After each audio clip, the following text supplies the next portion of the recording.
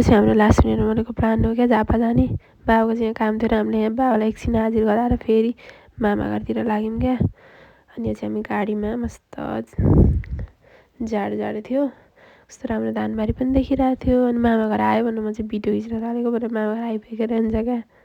अनि बच्चा बच्चीलाई भोक लाग्यो भनेर रुन कराउन थाल्यो क्या। अनि त्यसपछि हामीले बिस्कुट किनेर दियौँ, खायौँ पनि। मलाई चाहिँ खान मन लागेन धेरै बिस्कुट। अनि ट्याक्कै हामी मामा घर आइपुग्यौँ, मामा घर हामी निस्क्यौँ होइन। अनि मस्त केटाकेटी मक्ख परेका मेवा पाएको रहेछ। अनि म चाहिँ लिपस्टिक भइसकेको छ क्या, अर्को लिपस्टिक पोतिहालेँ। अनि मामा घर अगाडि क्या धान काटेर रेडी क्या उठाउनलाई। अनि फेरि अर्को मामा घर पनि गयो, अलिक बढीतिर थियो, यो चाहिँ म अनफिल्टर म क्या। अनि सबैजना यो मम्मीको काकाको घर हो नि त।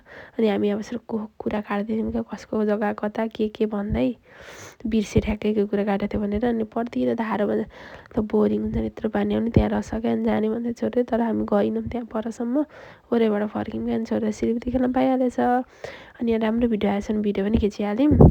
अनि छोरो बस्न माने त लु है त भनौँ होइन। अनि माइजू हुनुहुँदो रहेछ, फोन गऱ्यौँ, माइजू काममा जानुभएको रहेछ नि त। अनि हामीले आफै चिया पकाएर खायौँ क्या। मैले चिया पकाएँ, सबैजनाले चिया पनि खायौँ हामीले। अनि गाईको बाछो रहेछ, बाछो हेर्ने भन्दै जाँदै थियो, तर छेउमा पुग्न सक्ने क्या डरले।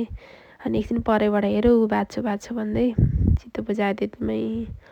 कस्तो राम्रो क्युट बाछो रहेछ क्या फेरि। अनि त्यसपछि हामी गौराधामा आयौँ, पानीपुरी चटपटे खायौँ हामीले।